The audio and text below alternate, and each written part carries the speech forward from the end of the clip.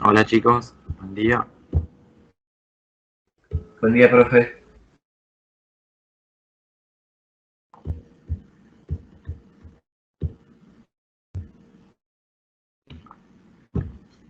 Se compartió la imagen.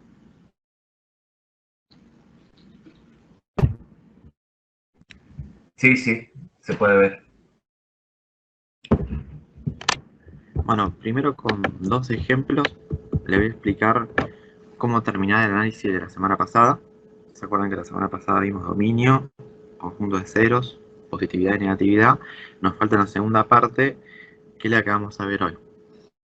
Al principio, cuando nosotros hacemos solamente el desarrollo analítico, que es lo que hacíamos en la otra clase, es un poquito difícil de ver lo que estamos buscando. Entonces, por eso yo le voy a hacer un ejemplo y sin hacer desarrollo analítico vamos a mirar la gráfica y vamos a tratar de sacar los conjuntos que nos faltan.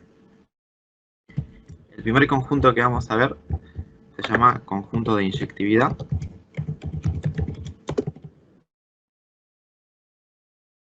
Les voy a dar una definición sencilla. Voy a decir la función es inyectiva, los valores del x con los valores del eje x, donde tiene una sola imagen. ¿Por qué pongo donde tiene una sola imagen? Yo acá puse dos ejemplos. Si yo bajo un poquito más,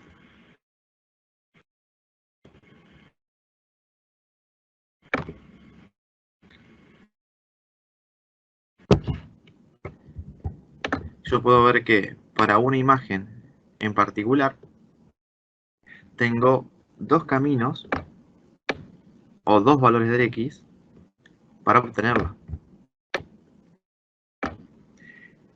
Eso es cuando la función no se define como inyectiva en un principio. La parábola, que es la que habíamos visto al principio, no es inyectiva. Pero la que está arriba, la recta, esta que dibujé acá, sí es inyectiva. Porque no importe en qué posición del eje X me ponga, me va a dirigir a una imagen que no la puedo obtener con ningún otro valor de X. O sea, tengo un solo camino para obtener una sola imagen. Ese conjunto de inyectividad generalmente lo llamamos con la letra A mayúscula. Y si yo les digo que en la recta me puedo parar en cualquier parte y me da una sola imagen con un solo camino, ¿qué podré decir? ¿Cómo defino ese conjunto de inyectividad? Si puedo poner cualquier valor del eje X.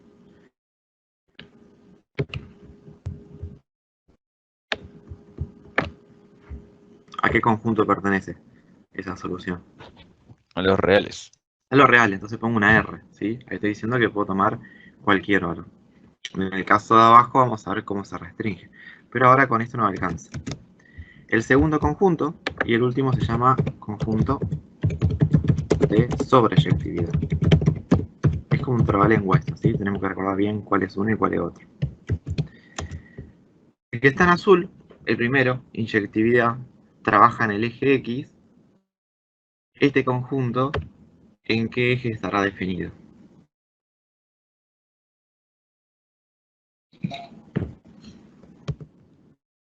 En el I. ¿Sí? Entonces yo voy a decir, la función es sobreyectiva en los valores del eje Y donde presenta imagen. A lo mismo, vamos a volver acá abajo porque es el caso donde falla. Yo no me puedo parar en cualquier parte del eje Y. Según donde me pare, de acá hacia arriba, siempre voy a encontrar imagen, ya sea hacia un lado o hacia el otro. Pero si yo me paro acá abajo y miro a la derecha o miro a la izquierda, no encuentro imagen. Entonces acá abajo la función no sería sobreyectiva, lo sería acá arriba. Ahora vamos a ver cómo arreglamos ese problema, pero en la otra función, en la recta, yo me puedo poner muy abajo, acá en el menos infinito, y la recta va a llegar. Nosotros la acotamos nomás porque se nos acaba la hoja. Pero me pongo muy abajo, muy arriba, la recta llega. O sea, voy a tener una imagen y voy a poder mirar de uno de los lados. Entonces como que la recta es el caso más amigable. le funciona todo. Entonces acá voy a decir que el conjunto de sobreyectividad, que le voy a poner B larga, también son todos los reales. Yo junto la inyectividad con la sobreyectividad, la función se llama biyectiva, porque cumple las dos condiciones. De ahí viene el prefijo bi. Entonces, cuando ustedes lo analizan por separado, inyectividad y después sobreyectividad, como conclusión van a poner la función biyectiva. Primero ponemos el nombre de los conjuntos en forma general y abajo reemplazamos. El conjunto A es R y el conjunto B en este caso es el mismo. No siempre va a pasar eso. En función de lo que dije ahí arriba, yo tengo que definir acá en la parábola primero la parte verde, la de sobreyectividad, la última, que es más fácil. ¿En qué valores del eje Y yo me podría llegar a parar y puedo encontrar imagen? Desde el menos 4 al infinito. De menos 4 a infinito, ¿sí? O sea que yo lo voy a marcar con el mismo color de arriba, que era verde, acá, desde el menos 4 hacia arriba. Todo eso que marqué en verde es el conjunto B. Entonces acá lo copio. B sería el menos 4, justo en ese punto en particular. ¿Yo tengo una imagen? ¿O lo tengo que copiar con paréntesis? No se puede tocar. Sí, tiene una imagen. Que en el caso de la parábola, ¿con qué coincide esa imagen justo? En el menos 4.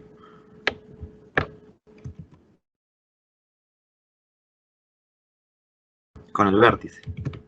Que en este caso, como es cóncava hacia arriba la parábola, es el punto más bajo. Y el conjunto A es el que tenemos que analizar. Yo en este caso me podría parar, por ejemplo, acá, en el 0 y en el 4, y los dos tienen la misma imagen. Los dos son raíces, los dos tienen como resultado en la función el resultado de 0. Pero no es el único caso. Si yo me paro acá, como les dije, tengo un valor del eje X de este lado y otro valor del eje X para este. Y eso no sería inyectivo, pues yo tengo que encontrar una única relación entre el X y el Y. Entonces, ¿qué le podré hacer a la función para encontrar una única relación entre el X y el Y y que esta parábola se transforme más o menos en una recta?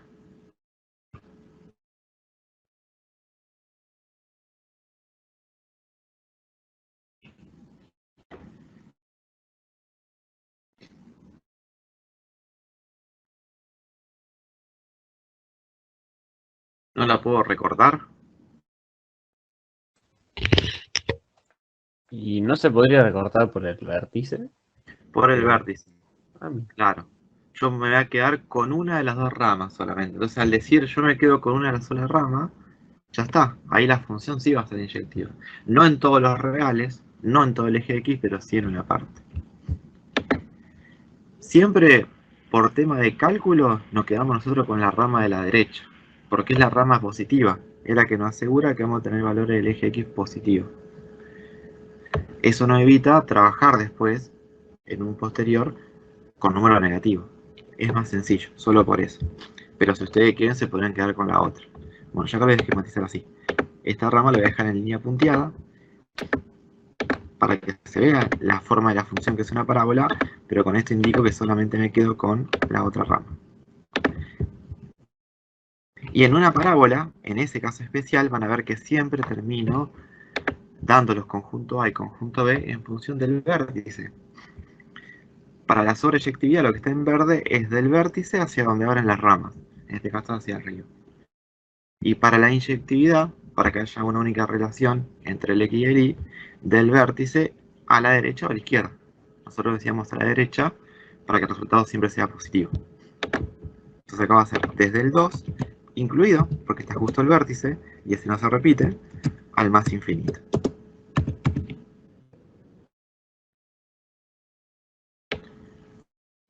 Y generalmente los ejercicios nos piden que analicemos la biyectividad, o sea, cuando se cumplen las dos condiciones.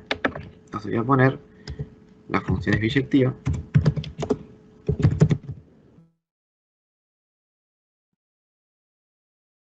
se acuerdan de lo que yo había escrito arriba?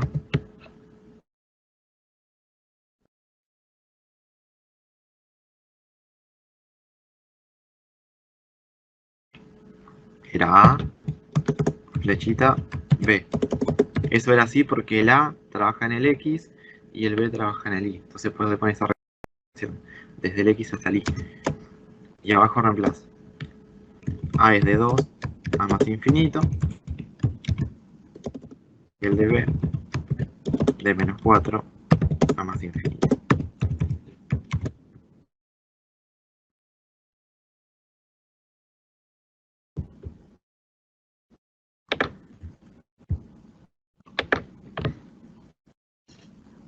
Esa sería la explicación de lo que vamos a hacer nosotros ahora, pero con el desarrollo analítico. Porque si la función es muy difícil y no la sabemos graficar, tenemos que buscar un procedimiento que nos permita decir si es o no inyectiva y si es o no sobreyectiva. Acá tenemos el primer caso. Esta función es la que graficamos nosotros en la clase anterior. Era la función homográfica.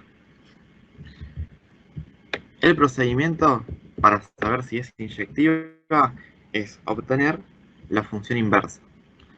Si miran los videos o miran el apunte, tal vez hay un segundo procedimiento que usa una igualación. Agarra dos funciones, que es la misma, a una la llama f1, a otra la llama f2, la iguala y hace un desarrollo hacia abajo, y hace una demostración. Cualquiera de los dos procedimientos son válidos para el examen, el que ustedes quieran. La diferencia es que generalmente en el examen también aparece el cálculo de función inversa. Y este procedimiento ya de una les arroja también la función inversa. Entonces hacen todo en un solo paso. Acá analizamos si la función es inyectiva. Ahora lo vas a hacer calculando directamente la función inversa.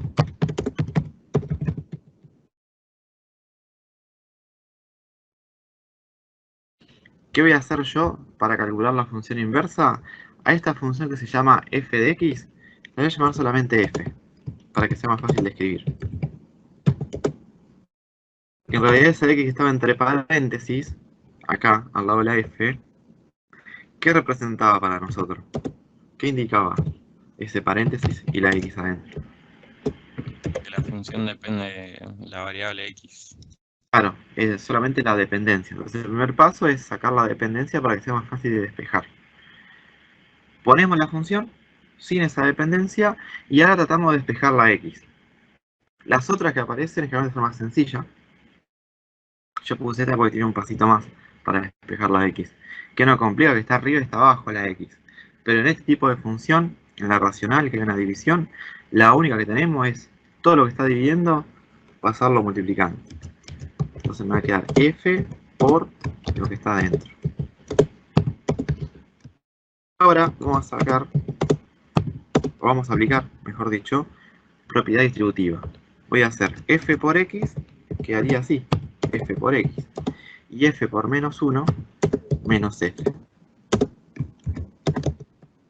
Lo que quiero yo es despejar la variable x, voy a juntar lo que tiene x de un lado y lo que no tiene x del otro. No importa si está la f o si hay un número, yo solamente presto atención a la x. Entonces el 3 que está restando a la derecha, lo paso sumando, me queda 3 menos f. Y el f por x, que está positivo a la izquierda, lo paso restando a la derecha.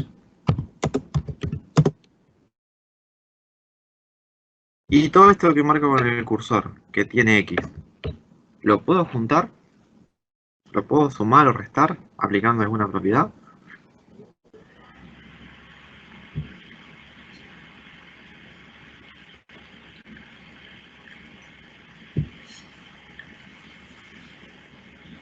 Que sería la propiedad de factor común. Si yo saco factor común la x,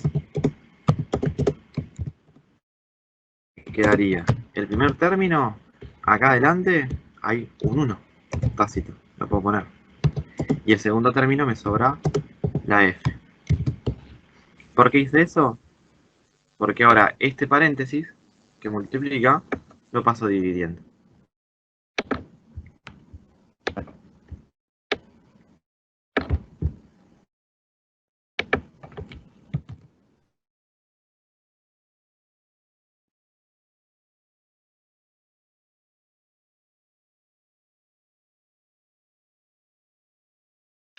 Esto que está acá, cuando yo despejo la x, es la función inversa. La función inversa la que tenía originalmente. La que analizamos la clase pasada, la que era la función homográfica. Según cómo queden los cálculos, tal vez yo puedo llegar a hacer alguna simplificación. ¿Qué se hace cuando llegamos a esta parte? Bueno, a los matemáticos cuando obtienen la función inversa no les gusta que esté despejada la x, porque están acostumbrados a que x sea la variable independiente a la que nosotros le asignamos los valores. Entonces es como que hacen un cambio de variable. Para obtener la expresión final de la función inversa cuando despejaron la x, donde está la f, vuelven a poner la x.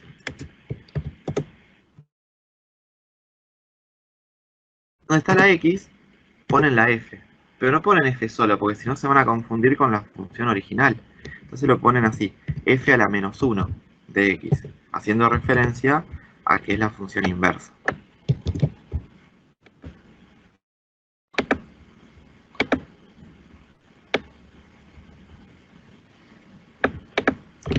¿Me siguieron con eso?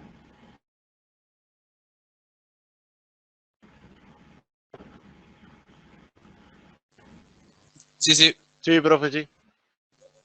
Bueno, a esta expresión final, justo como nos quedó, esta que agarré yo al voleo, se le puede hacer un paso adicional que tal vez a la otra no le hace. ¿Qué voy a hacer yo para que quede más lindo? Voy a multiplicar arriba y abajo por menos 1. Si multiplico arriba y abajo por menos 1, el resultado no cambia. ¿Y por qué hago eso? Porque al multiplicar arriba por menos 1, esta que es menos x se transforma en x positiva. Y esta de acá abajo también. Eso es un paso adicional que si ustedes quieren no hace falta hacerlo. Yo acá se lo muestro. Entonces mi función inversa, la definitiva, va a ser el menos 1 rojo de arriba por el menos x queda x positivo. Pero al 3, que está primero positivo, lo deja negativo. Y lo mismo pasa abajo.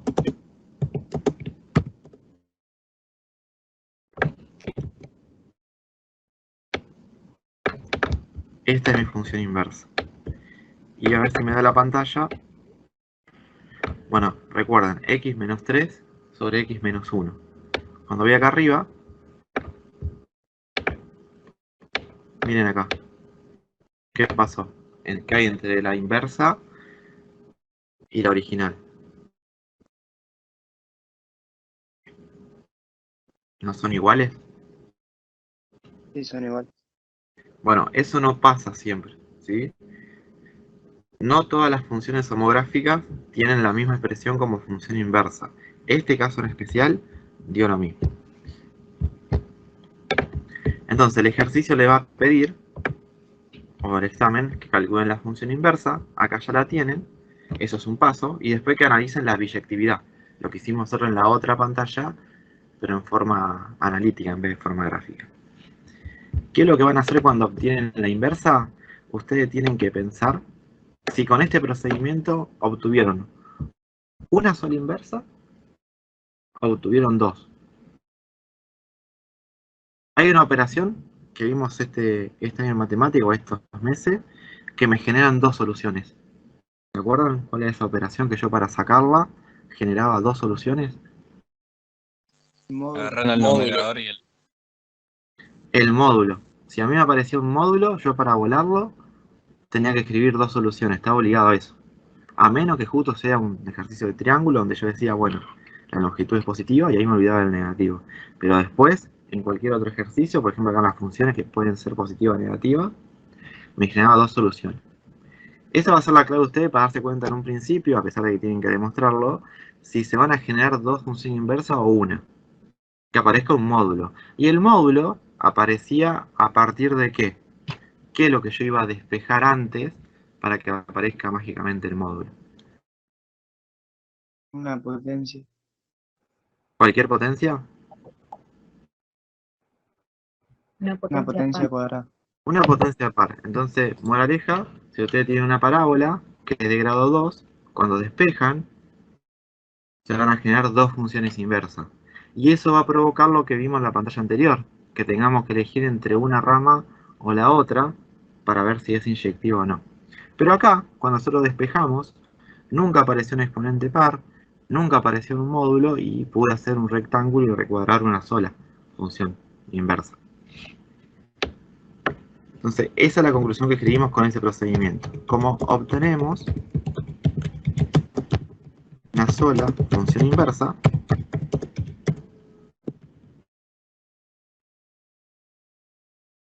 f de x que es inyectiva en su dominio.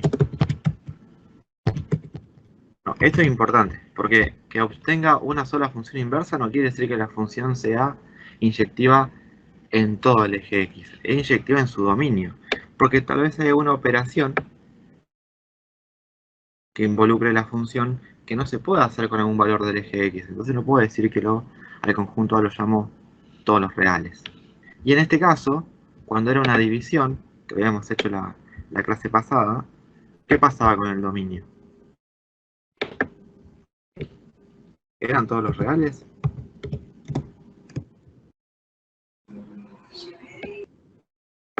Todos los reales menos 1. Todos los reales menos el 1 positivo, porque si yo lo reemplazaba acá, en el denominador, lo habíamos demostrado, daba 0, y no se podía dividir por 0. Entonces, este procedimiento que le enseño, mi consejo es, aunque no lo pida el ejercicio, usted de entrada calcula el dominio. Solo el dominio.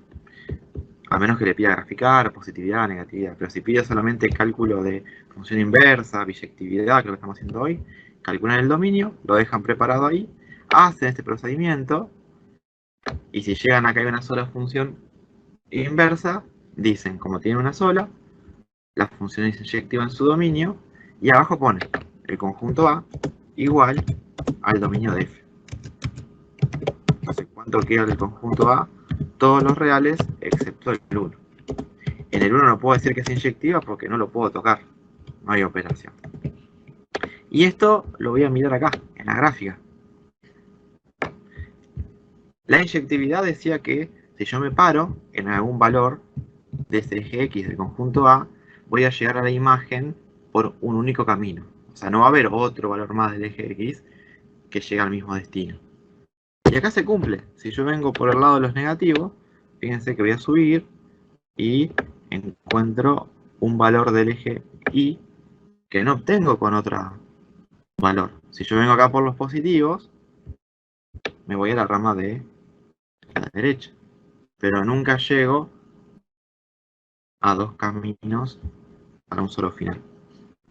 Siempre están por separado.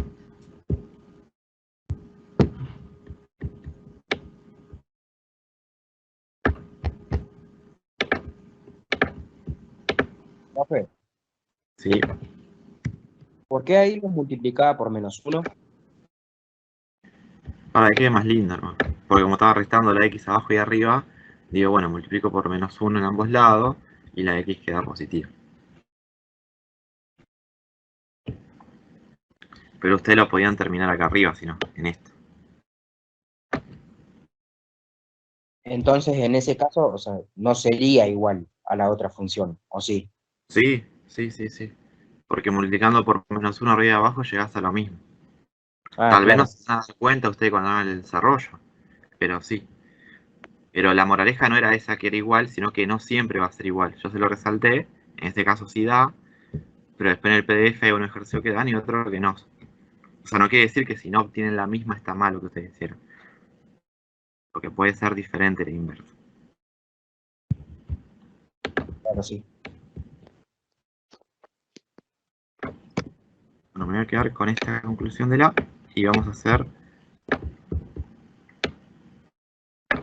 el segundo paso. Borré todo. A ver. ¿Se acuerdan cuál era la definición, pero de sobreyectividad del conjunto B?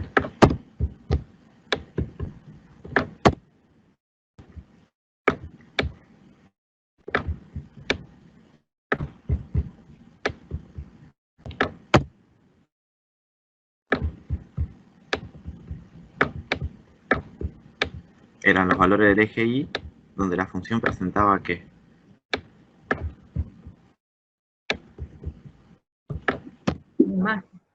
Imagen. O sea, los valores donde yo miro el eje Y y la función tiene una curva, está dibujada. Y si ustedes miran el dibujito que tenemos acá de la clase pasada, esa gráfica, ¿qué pasará? ¿Será inyectiva en todo el eje Y? ¿En una parte? En todo menos uno. Bien. El 1 que está acá en forma horizontal, justo coincide con el otro 1. Ese es el único punto donde yo me voy a parar en la asíntota, y si miro a la derecha o miro a la izquierda, nunca voy a ver la curva, porque esas ramas nunca llegan a tocar la asíntota. Ese es el resultado que nos tiene que dar ahora cuando hagamos el desarrollo analítico. ¿Cómo calculamos la sobreyectividad? Bueno, lo más fácil para hacer acá es decir, bueno, si yo tengo la función inversa, que lo que hace es trabajar en sentido contrario a la función inversa, aunque a pesar de que diga x, me está diciendo, dame un valor del eje Y que vos quieras, y yo te digo de qué valor del eje X proviene. Es como que doy vuelta a los ejes. Si yo le calculo el dominio a esta función inversa, en realidad lo que estoy calculando es la imagen de la función original. Entonces, ¿cómo calculamos el conjunto de sobreyectividad, la B larga? Directamente calculando el dominio de la función inversa.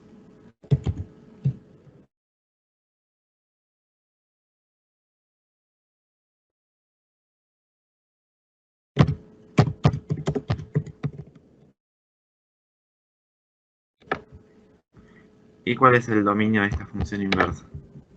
Si es una división.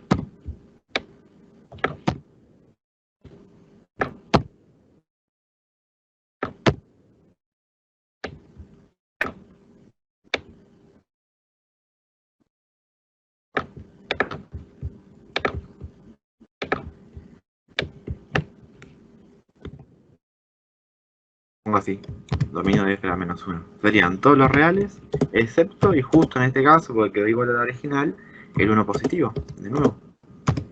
Porque si yo le pongo el 1, se hace 0 el denominador y no se puede calcular.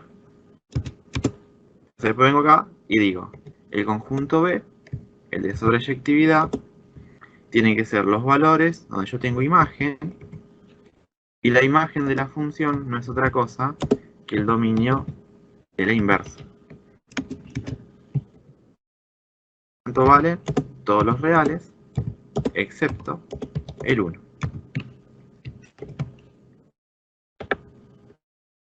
Y una vez que tengo el conjunto A y tengo el conjunto B, vengo acá abajo y pongo la función es biyectiva.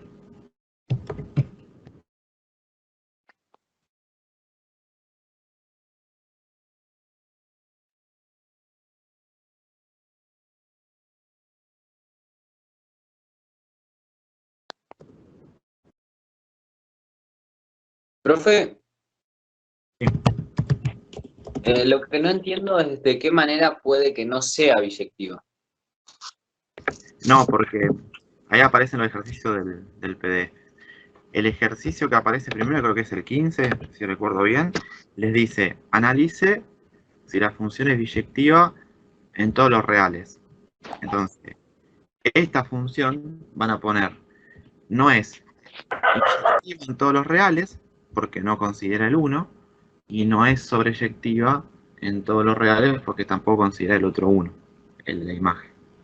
Entonces la función no es biyectiva, que son las dos cosas, en todos los reales. Y termina ahí. O sea, solamente les pregunta si es o no en todos los reales. El otro ejercicio que sigue, el 16, les dice, bueno, pero si la función no es inyectiva, sobreyectiva o biyectiva, busquen la forma de lo que sea, perdón. Entonces, ¿cómo hago para arreglarlo y que sea restringiendo? Digo, bueno, para que sea inyectiva, por ejemplo, el conjunto A tiene que ser todos los reales excepto el 1. Entonces, de esa manera sí va a ser inyectiva. Y el conjunto B, bueno, justo me queda el mismo acá, en este ejemplo. Siempre depende cómo se lo diga el problema. Si le dicen todos los reales, la respuesta es sí o no. Y si no, le voy a preguntar dónde, en qué valores va a ser inyectivo o sobreyectivo.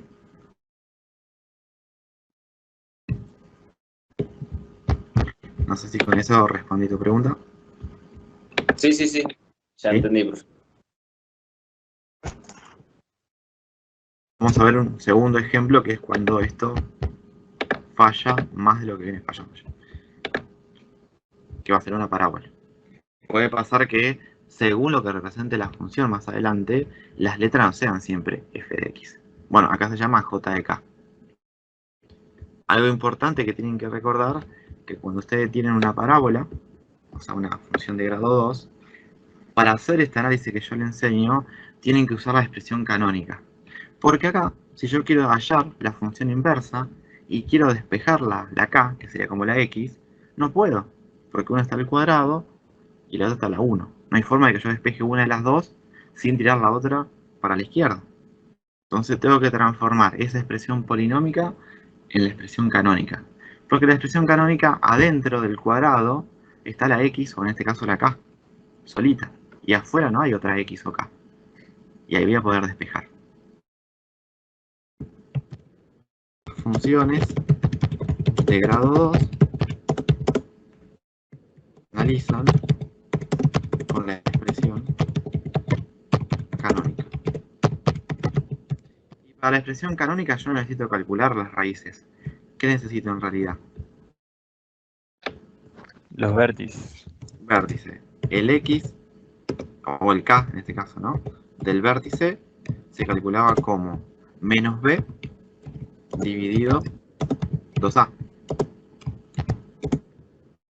¿Cuánto vale la b en esa parábola? 4. Vale menos 4. Y como Menos es 4. menos b, queda 4 positivo en la formulita. Dividido 2 por a, que sería 2 por 1, 2.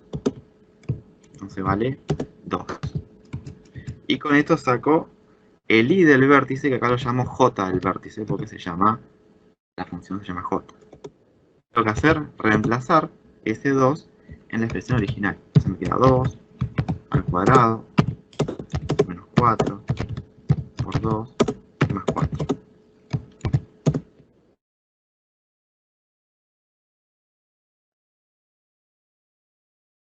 Si no me equivoco, da 0.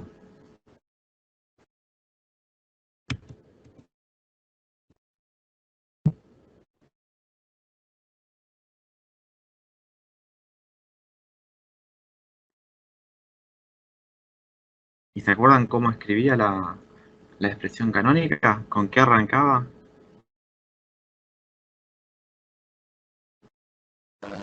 Con la A. Con la a, con el coeficiente principal, que en este caso como vale 1, no lo escribo.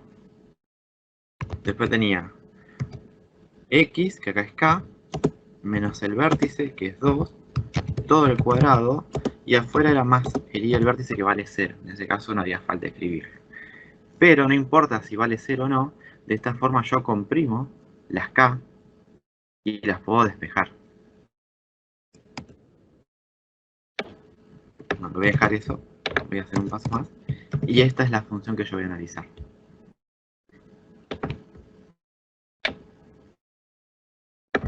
Lo primero que vamos a buscar es el conjunto de inyectividad, y para eso buscábamos la función inversa.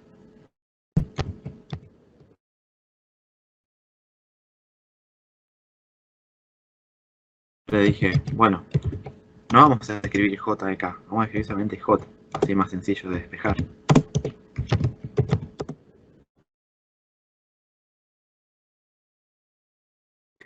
El exponente lo tengo que pasar como raíz a la izquierda.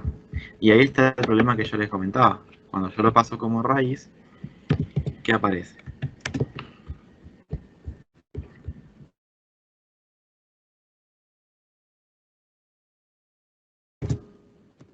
El módulo de j. Perdón, raíz de j igual al módulo de lo que está a la derecha. Ese módulo ya le dice a ustedes, bueno, acá cuando lo despeje voy a tener dos soluciones, y lo que habíamos dicho anteriormente, de que la función era inyectiva aunque sea en su dominio, acá no va a pasar. Voy a tener que recortar más, que es lo que habíamos hecho con la rama de la parábola en la primera pantalla. Pero en un principio lo tengo que separar en dos. Esto era escribir una solución negativa y otra solución positiva.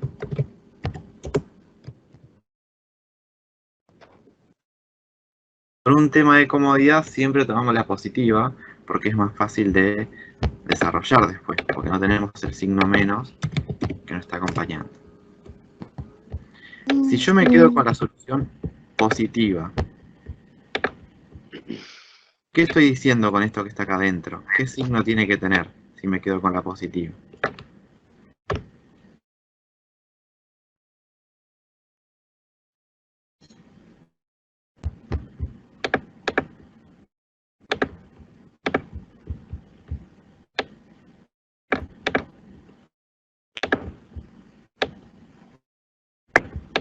Estoy diciendo que es positivo.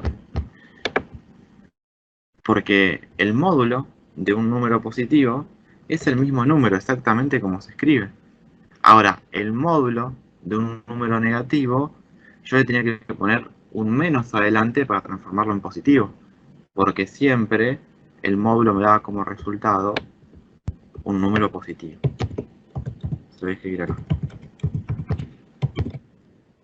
Calculaba el módulo de menos 8, en realidad lo que estábamos haciendo es menos 1 multiplicarlo por menos 8.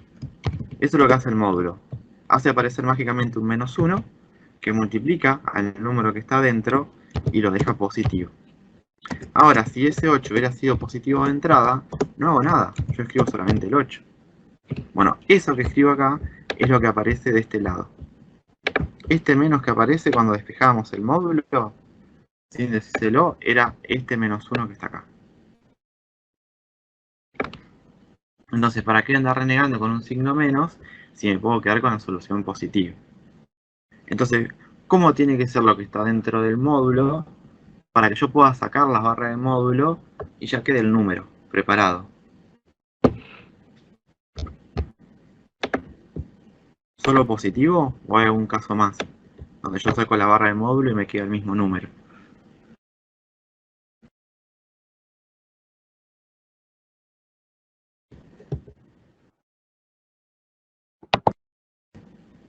Si yo hago módulo de 0 también es 0 y no hace falta multiplicar por menos 1. Entonces nosotros decimos que si nos quedamos con la positiva, nos vamos a quedar con los valores mayores o iguales a 0 de lo que está adentro del módulo. Por eso pongo K menos 2. Y acá despejo.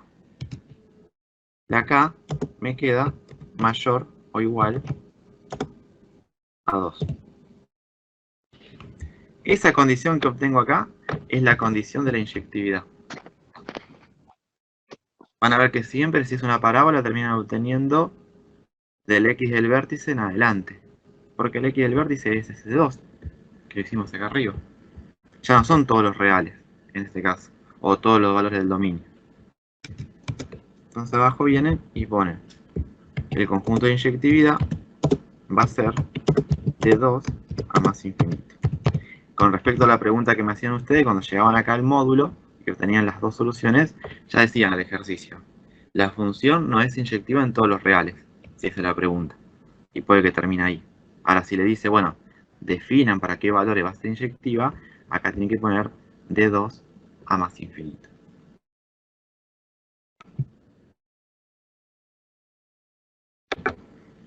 Pude encontrar el conjunto de inyectividad y además, como ahora tengo una sola función inversa, la puedo terminar de obtener. Porque el menos 2 lo paso sumando y ya quedó despejado.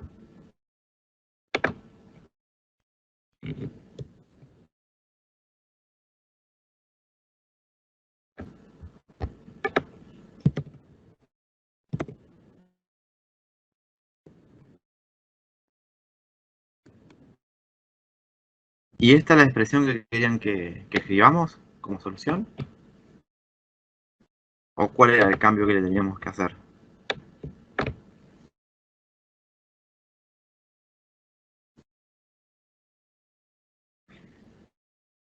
Donde estaba la K, que es la variable dependiente, ¿qué escribíamos en realidad?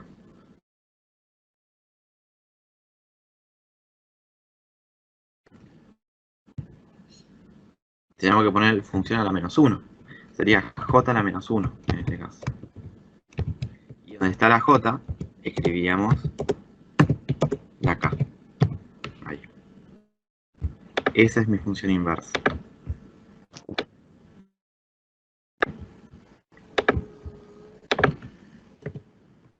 ¿En que repita una parte hasta acá?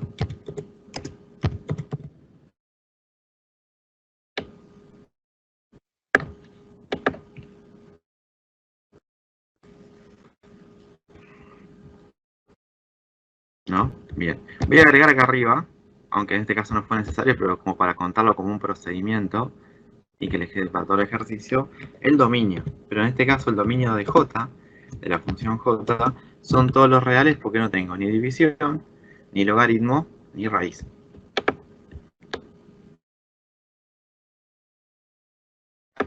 Y el conjunto B, habíamos dicho que lo obtenemos directamente del dominio de la función inversa.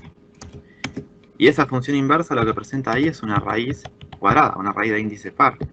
Entonces, ¿cuáles son los valores que le puedo dar a la k y que verifica el dominio?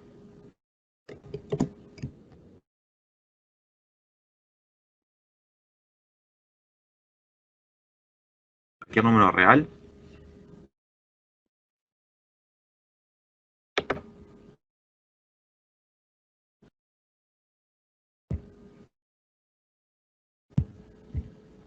Era los reales excepto los negativos. Bien, entonces esa k que está ahí, puedo colocar todos los valores reales menos lo negativo. Y el 0 lo puedo colocar, porque la raíz de 0 es 0. Entonces me termina quedando desde 0 a más infinito. Si lo que está dentro de la raíz no es solamente la k o la x, tengo una expresión un poquito más fea, la escriben como condición acá. Dicen, bueno, para calcular el dominio, esa expresión tiene que ser mayor o igual a 0 y despejan. Pero en este caso no hacía falta, pues ya le escribí el radicando mayor o igual a 0 queda despejado. Este es el dominio de la función inversa.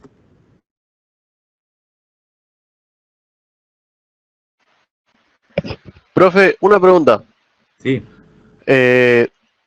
¿Sería lo mismo si ponemos todos los reales y más infinito, o sí iría 0 a más infinito? no, apropiadamente, para evitar que se lo observen, sería esta expresión de 0 más infinito. Y si no hay una segunda, que lo he visto que escriben así, los reales ponen flotando arriba el más y abajo ponen el 0. Para indicar que son los positivos incluye el 0. Pero creo que lo más ilustrativo es esto. Porque si después lo tienen que graficar, se dan cuenta que va del 0 al más infinito, el conjunto B. Dale, listo. Gracias. No. Y como conclusión, siempre lo mismo, ¿no? Al final ponen la función efectiva de A B y abajo ponen lo que es cada conjunto.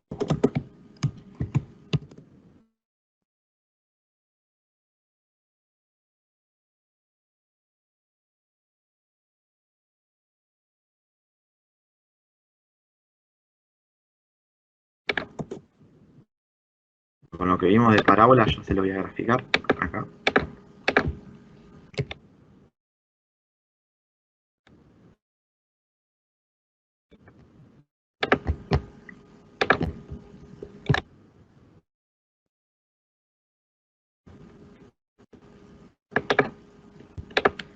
Esa es la parábola, con vértice que coincide con las raíces en 2. Por eso nos dio acá arriba que el conjunto A de inyectividad es desde 2 a más infinito, porque nos quedamos con esta parte del eje X. Ahí es inyectivo, ese es el conjunto A. Y el conjunto B, que busca donde hay imagen, algo parecido. Desde 0, acá en el eje Y, hacia arriba, hacia el más infinito.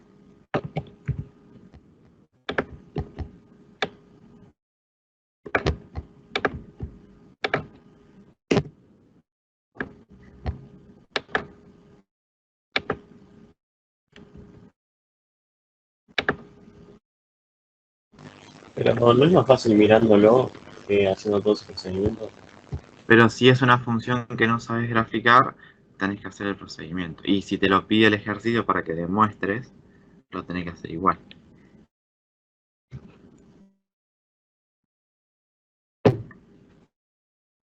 Después van a ver que en la actividad que tienen que entregar aparecen operaciones.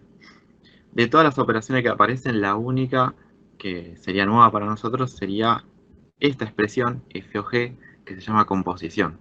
Porque después si le dice que haga una suma, un producto, una división, una resta, es hacer directamente eso. Los elementos de una función más de la otra función si es una suma, o se multiplican si es un producto, aplicar antidistributiva, pero eso no tiene complicación. Esta función resultante, f o g, lo primero que podemos hacer nosotros para que quede un poquito más lindo es poner un nombre nuevo. Por ejemplo, si me dan dos funciones, como está acá, la de fila g, y me dice, bueno, yo las quiero juntar en esta composición, que ahora les muestro cómo se hace, le pongo otro nombre para no escribir todo este, expresión f o g. La llamo h, por ejemplo.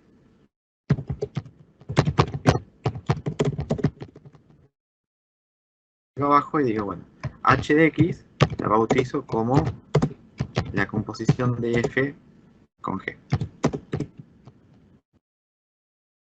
Esta expresión, o esta composición, es mejor verla de esta manera.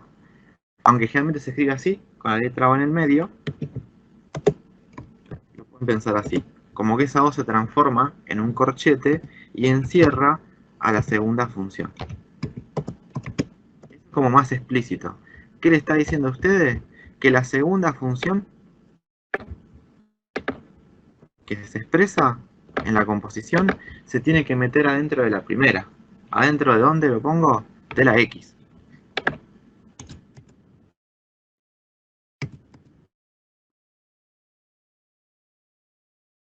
Entonces se pueden imaginar esto. La primera, ¿cuál es? Y es 2 por el seno de X. ¿Y qué me pide esta composición? Y que la G esté adentro de la X. Entonces, donde está esta X, yo la borro y escribo lo que vale la otra función, que vale X menos pi sobre 2.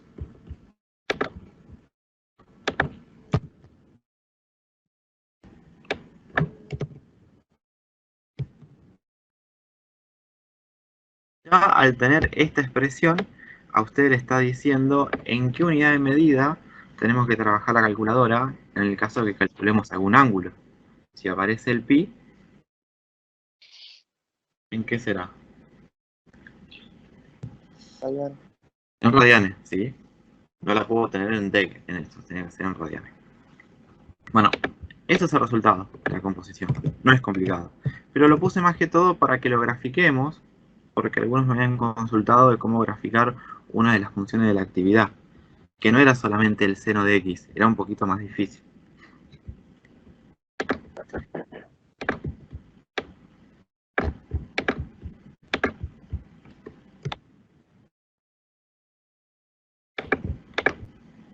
La función seno y coseno tiene una forma definida, que van a recordar para siempre, que sube y baja, ¿sí? ¿En qué se diferencian? En que una de las dos, cuando yo arranco a graficarla acá. Y después empieza a oscilar. Sube, baja, sube. Y la otra arranca acá, en 1. Baja hasta menos 1, sube a 1, baja a menos 1. Entonces, si no recuerdan de memoria cuál es la del coseno y cuál es la del seno, ¿cómo me doy cuenta yo? ¿Cuál arranca en 0 y cuál arranca en 1? ¿O qué puedo hacer para darme cuenta de eso? Que uno va a aparecer en el eje X, puede ser. ¿O algún cálculo auxiliar que yo pueda hacer en la calculadora? 90% y 90%. O directamente, más fácil, el 0 de 0 o el coseno de 0. En este caso, como aparece la función seno, nosotros vamos a graficar desde la función más simple. O sea, la función más simple para nosotros es la función seno. Seno de x nomás. Y con eso nos vamos a guiar para obtener la gráfica más complicada, más compleja. Entonces yo calculo el seno de 0 nomás. Y con eso me doy cuenta, si el seno de 0 me da 1, quiere decir que arranca acá arriba, la función a graficarse. Si me da 0, quiere decir que arranca en origen de coordenadas.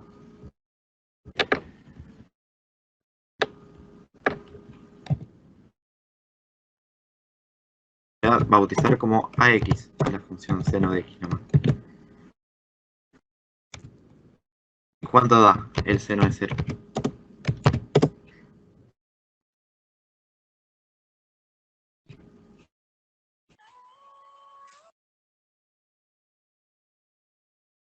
Cero. Bueno, bien.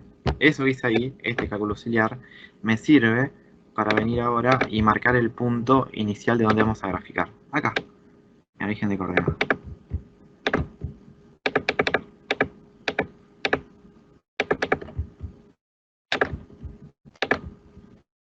Bueno, si tengo pulso, más o menos. Es oscilante, o sea, baja, vuelve a subir, y después sigue, acá. Eso mismo que hice como positivo, también lo hace hacia el negativo. Solo vamos a agarrar esta partecita nomás.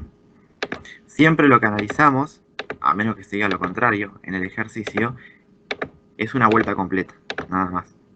Una vuelta completa es cuando sube o baja, según la función, va al otro extremo y vuelve al eje X. Porque después se vuelve repetitiva, por eso es oscilante. Sigue valiendo los mismos valores. Esta es la función seno de X solamente. Yo no tengo seno de X. Está multiplicado por 2 afuera y después se le resta también el pi sobre 2.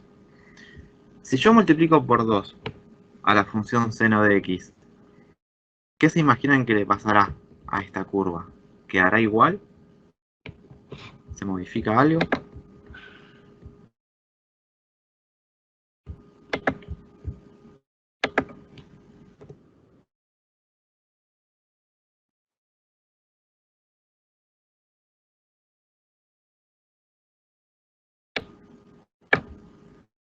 ¿Qué le pasará a los resultados del seno de X si lo multiplico por 2?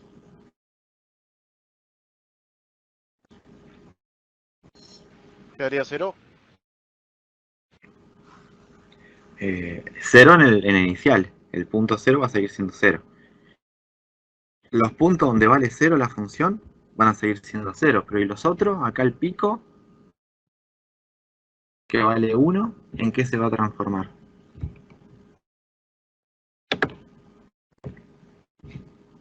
En 2, en el doble. O sea, todos los resultados los tenemos multiplicando por 2, entonces este caso especial termina siendo el doble.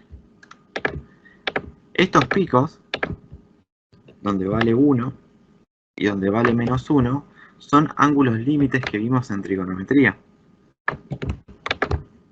Son el ángulo de 90 grados para la función seno y el ángulo de 270.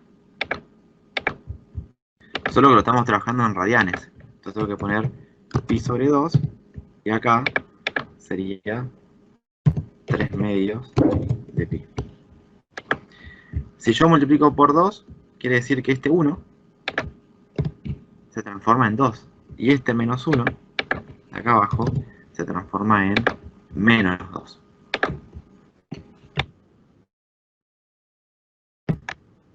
Esa operación se llama estiramiento, porque la función se va a alargar en uno de los ejes. En este caso se alarga en el eje Y. Entonces se llama estiramiento vertical.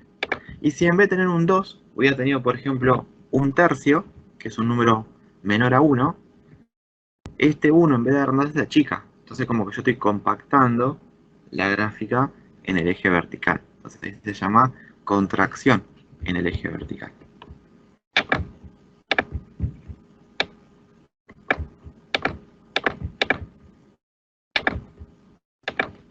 Bueno, eso es estiramiento.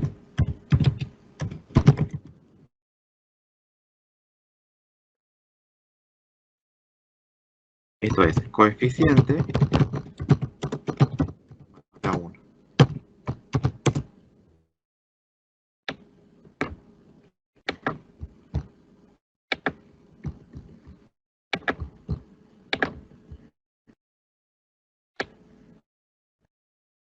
Entonces sube la función, se va hasta el pico de 2, empieza a bajar, pasa otra vez por 0, se va hasta el menos 2, pasa por 0 y después seguiría haciendo otra curva más, exactamente igual.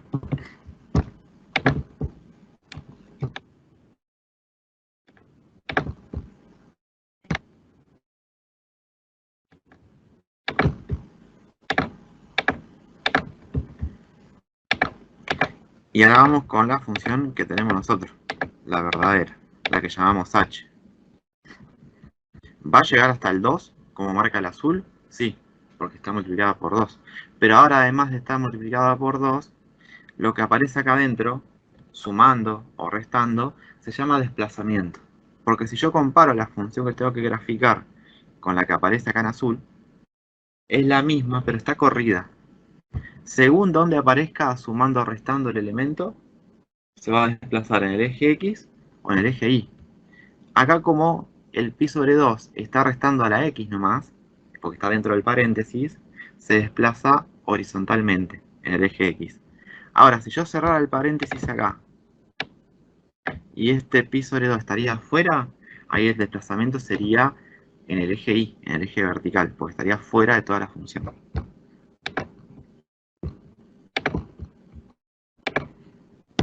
La pregunta es, ¿qué cálculo auxiliar puedo hacer para saber si este desplazamiento es hacia la derecha, si yo le aseguro que es la misma función pero corrida, o hacia la izquierda?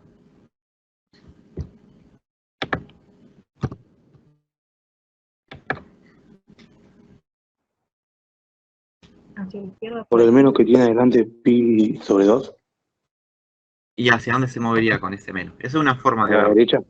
A la derecha. ¿Sí?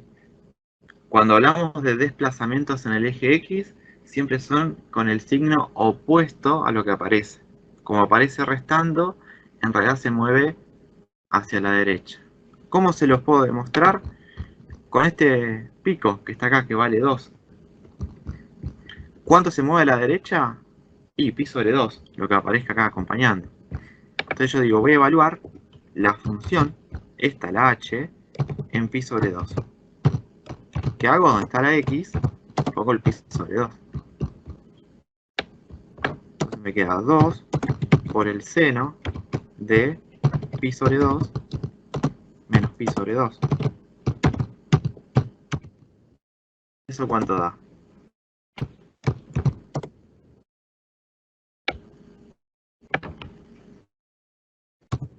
2 por el seno de 0. 2 por el seno de 0.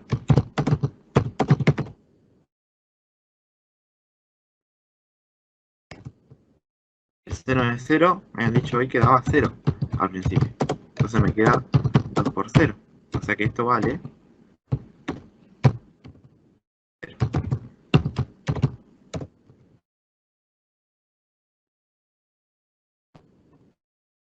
Usted puede haber puesto 0 acá y ya estaba, ¿no? Yo le puse paso a paso nomás para mostrarlo. Entonces ahora, la función original, cuando yo le coloco el pi sobre 2, vale 0. Entonces lo que me está diciendo es que este punto marrón que está acá, se corrió acá. Entonces eso provoca que este punto que está acá de referencia al pico, también se corre pi sobre 2. Y así se van corriendo todos.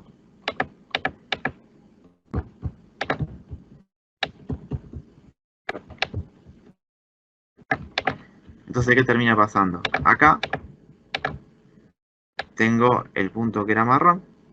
Después este,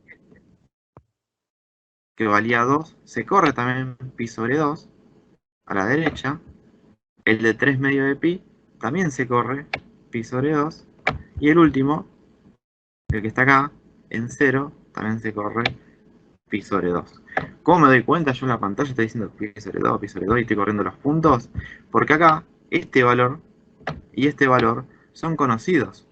Porque si yo digo que cuando se completa un ciclo es una vuelta completa, ¿cuánto es el ángulo? 360. 360. ¿Y cuánto es en radianes? Un pi. 2 pi. 2 pi. Y Y el otro valor, donde vale 0, si yo tengo el marrón que es 0 y este que vale 2, ¿cuánto será acá en el medio? Un pi. Un pi. Por eso yo le decía que se iba corriendo pi sobre 2. Porque es un medio, 1, 1,5 y 2. Denme un minuto y ya terminamos eso.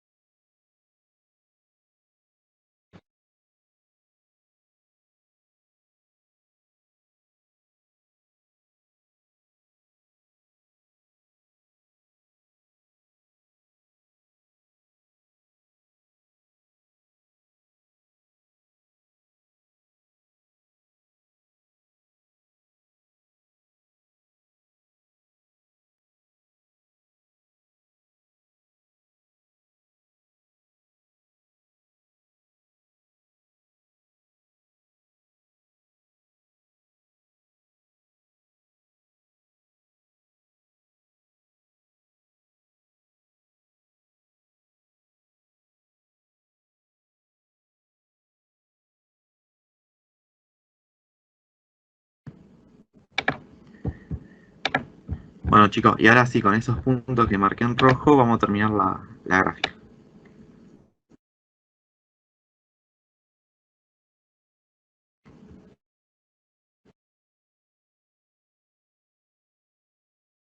Ah, había marcado mal un punto yo. Acá, ese rojo va en 2. Bueno, esto seguiría, pero analizamos con un ciclo solamente.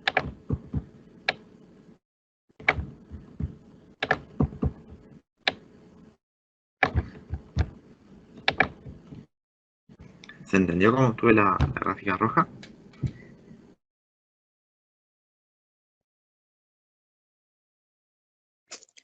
No, profe, yo no entendí cómo obtuvo la roja. Decime hasta dónde me seguiste. ¿La azul? Sí, es así, pero la gráfica roja no entendí cómo, por qué. Bueno, la forma más sencilla para pensar esto es, siempre que te aparece un número sumando o restando, eso indica desplazamiento. Según dónde acompaña el número sumando o restando, si es a la x o fuera de toda la función, se desplaza en el eje x o en el eje y. Digo ahí para decir general, puede ser la f, g, h, según como llame la función. En este caso, como está dentro del paréntesis y acompaña a la x, el desplazamiento es horizontal. Siempre que con respecto al eje x, ese desplazamiento es con signo contrario a lo que aparece en la función. Como aparece menos pi sobre 2, o sea menos 90 grados, se va a desplazar hacia el x positivo 90 grados, hacia la derecha. Entonces lo que yo hice fue desplazar los puntos de referencia, que es donde arranqué a graficar, acá, este es el punto marrón, lo moví pi sobre 2. Después este pico, que está justo en pi sobre 2, le sumé otro pi sobre 2 y quedé en pi, en un pi entero. Este pi que está acá, que es cuando la función vale 0, porque el seno de pi o el seno de 180 también vale 0, lo corrí pi sobre 2 y me quedé en 1,5. De 1 pasé a 1,5. Y así corrí los otros dos y puedo unir todo con la curva roja.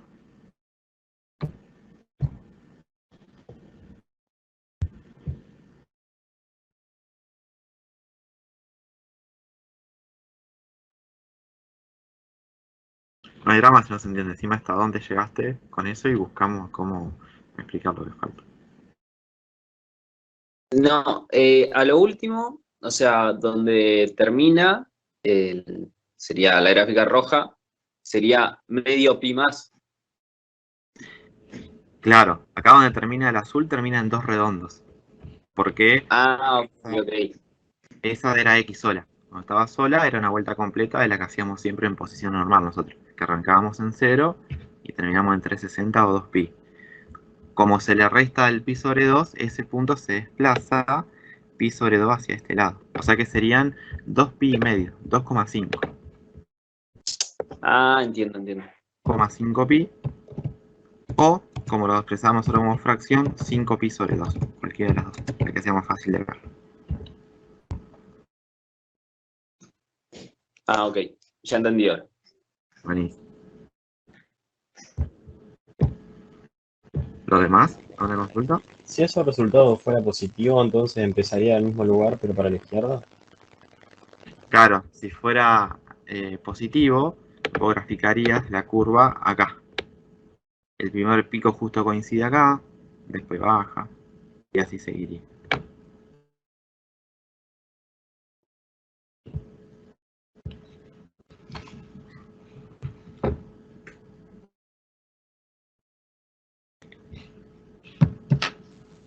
Profe, no entendí eso lo del si es negativo o positivo, empieza desde la derecha o desde la izquierda.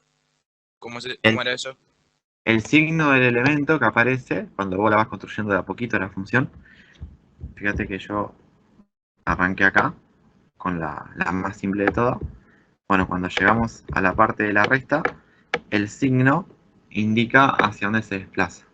En el eje horizontal, cuando está restando, se desplaza hacia los positivos. Y cuando está sumando, se desplaza hacia los negativos. Es contrario a lo que dice el signo. Cuando hagan los ejercicios y verifiquen como hicimos nosotros acá, poniendo un valor, van a ver, o en el mismo video, cuando lo miren, que en el eje vertical eso no se cumple. El vertical es más fácil. Si el número aparece acá afuera, no sé, aparece más 3, directamente toda la gráfica se mueve 3 unidades hacia arriba, queda como flotando. Y si aparece restando, se mueve hacia abajo.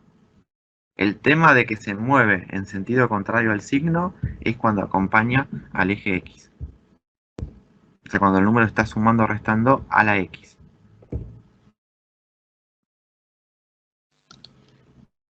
Perfecto, gracias, ahí entendí.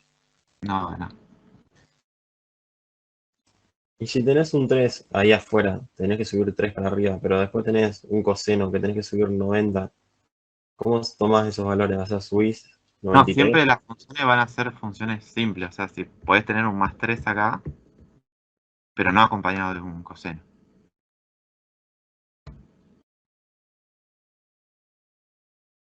O tenés un seno o te va a aparecer un coseno. Uno de los dos por separado. Sí, esa era la pregunta.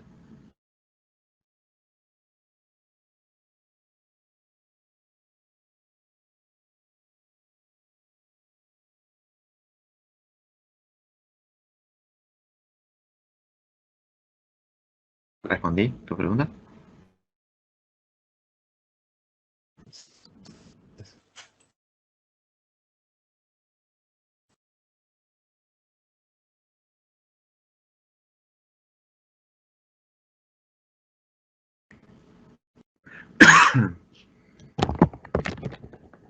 Bueno, chicos.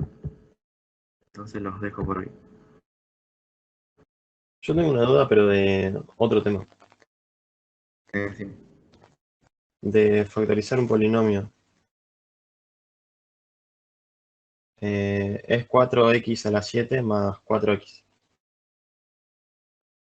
Bueno, ahí como no tener término independiente, el primer paso siempre es sacar factor común la x del menor exponente. O sea, tenés que sacar factor común la x.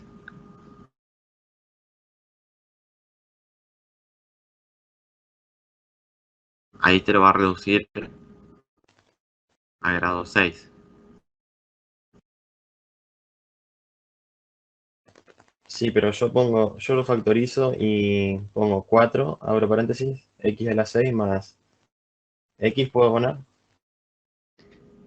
Ahí lo escribimos en la pantalla para que sea más fácil.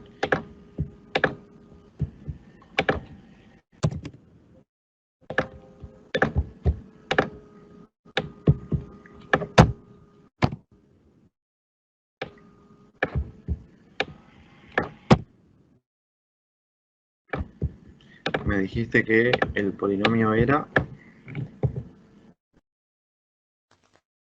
4x a la 7 más 4x.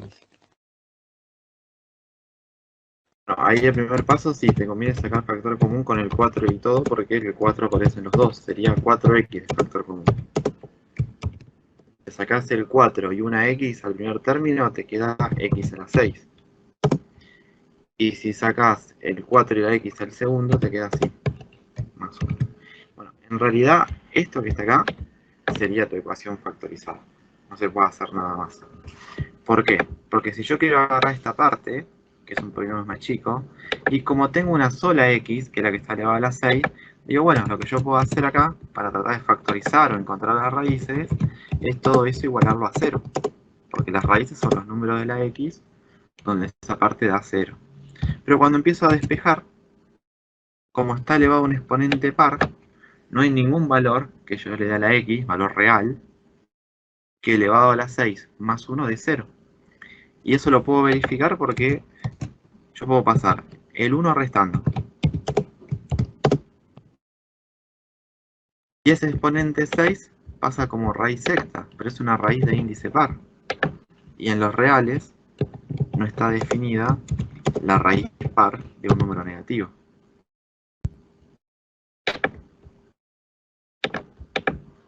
Entonces la ecuación factorizada es la que escribí arriba.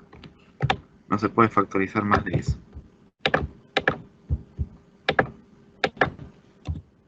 Y mirando el término siguiente, ¿no puedes deducir que no tiene raíces porque es 0? No, porque si esto hubiera sido menos 4x, acá te hubiera quedado menos 1, y cuando vos despejás, ahí sí tendrás la solución. Ah, bueno, entonces no existe. En este caso no existe. O sea, no existen más soluciones a la que aparece. La única raíz es 0. Porque vos pones 0 acá en la x y te hace 0 el polinomio. Pero más factorizado que eso está ahí no se puede hacer. Ahí terminaría. Muy bien, muchas gracias. No, bueno.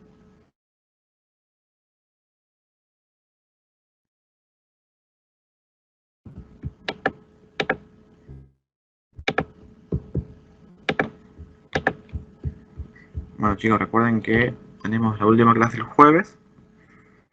Y después ya a partir del lunes empiezan a rendir. Cuando acerquemos más a la fecha, yo le voy pasando info de cómo nos vamos a organizar para que vengan a rendir. Todos pudieron ver ya en qué turno tienen que hacer el examen, en función de si son libres o regulares. Sí, sí. ¿Sí? ¿Eso no hay duda? Sí, Sí.